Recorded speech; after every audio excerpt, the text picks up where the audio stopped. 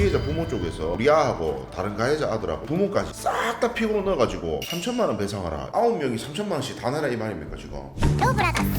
안녕하세요. 저 김승진 변호사입니다. 그 선생님 낯이 있습니다. 그 애가 그 학폭위에서 강제 전학 조치 받았다가 저한테 그 집행정지 신청해 달라고 오셨던 분이잖아요. 그때 그 사건은 제가 잘 끝내드렸는데 그게 다 보셨습니다. 변호사님 도와주셔갖고 그때 뭐 전학도 맞고 뭐 최종적으로 봉사활동으로 다 마무리돼가 학교생활 아는 잘하고 있는데 근데 지난주에서 법원에 등기로 뭐 소장하는 게 왔어요. 그 보니까 피해자 부모 쪽에서 그 우리 아하고 다른 가해자 아들하고 부모까지 저까지 싹 다 피고로 넣어가지고 3천만 원 배상하라 이래 이제 민사소송 왔더라고요. 이건 뭐 또 왜 해야 되나 싶어가지고 왔습니다. 예, 뭐 주신 소장을 제가 봤어요. 그럼 보니까 원고는 이제 피해 학생 본인 그리고 그 부모고 피고는 이제 가해 학생으로 이제 처분이 있었던 3명에다가 그 각각의 부모들 6명, 총 9명 그래 돼 있고 그래서 9명이 연대해서 3천만 원 하고 지연이자를 지급하라 이런 소송.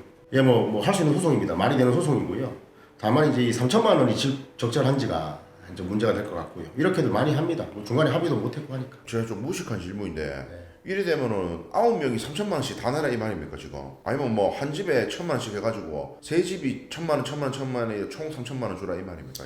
9명 중에 누구라도 3천만 원 전부 다 갖고 오라는 소리입니다. 9명 중에 누구한테 달락할지는 원고 마음이고요. 그게 사장님일 수도 있고 뭐 다른 가해자 부모일 수도 있습니다. 피해자 선택입니다. 그럼 이중을 받아 먹는 건 아니고 그렇죠. 하여튼간에 뭐 아무나 가온나 이 말이네요. 그러면.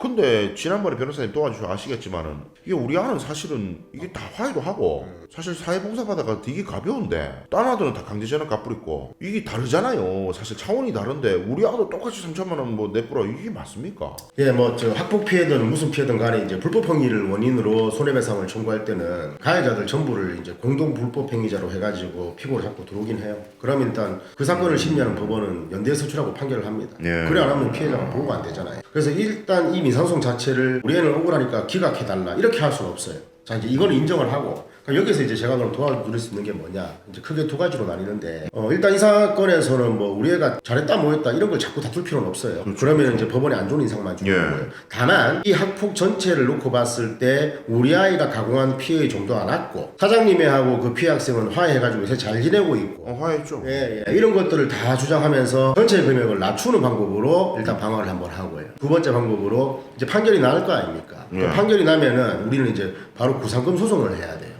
그래서 나머지 가해자, 선생님 애 말고 다른 가해자 둘 주동자 부모들에게 너네들의 잘못이 제일 크니까 너희 집에서 더 많이 물어내라. 이 3천만 원 가지고 너네 집에서 좀 더 많이 물어내라고 배상 비율을 정하는 소송을 할 수 있습니다. 그러면 이제 그 소송이 진행되고 나면 나머지 가해자들은 가해 사실이 중하고 뭐 반성도 안 하고 심각하고 이래가지고 강제 전학 갔는데 선생님애는 처음부터 다 인정하고 반성하고 화해하고 해가 봉사활동 정도로 끝났잖아요. 현재 또 뭐 피해 학생하고 이렇게 잘 지내고 있고 아무 일도 없고 이런 자료들을 적극적으로 내야죠. 그래서 이제 법원을 설득해야죠. 그래가지고 이제 법원이 봤을 때는 다른 가해자들이 한 80% 정도 잘못했고 사장님애는 이제 불법 행위의 방조자 정도라서 한 20% 정도만 배상해라. 그렇게 되면은 결과적으로 지금 들어온 소송에서 인정된 금액의 한 20% 정도만 배상하는 선에서 정리될 수도 있는 거예요. 그만이 내려갈 수도 있어요. 예, 그리고 그 구상금 소송 과정에서 변호사 비용이 들지 않습니까?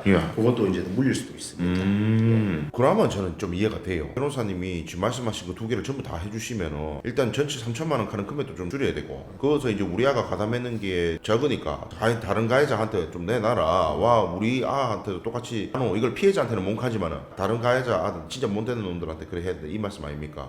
이거는 뭐 사실 돈이 문제가 아니고 시시비비를 가려야 됩니다. 이거 아들 그 진짜 잘못했는 놈들도 지가 잘못했는 거 안락하마 이거는 명확하게 좀 이래 가야 안 되겠나 싶습니다. 예, 그렇게 하겠습니다. 학교폭력 피해자가 학폭 사실을 기초로 다수의 가해자들에게 손해배상을 청구하면 다수의 가해자나 감독의 책임을 지는 가해자 부모들에게는 법적으로 공동불법 행위의 부진정 연대채무 관계가 성립됩니다.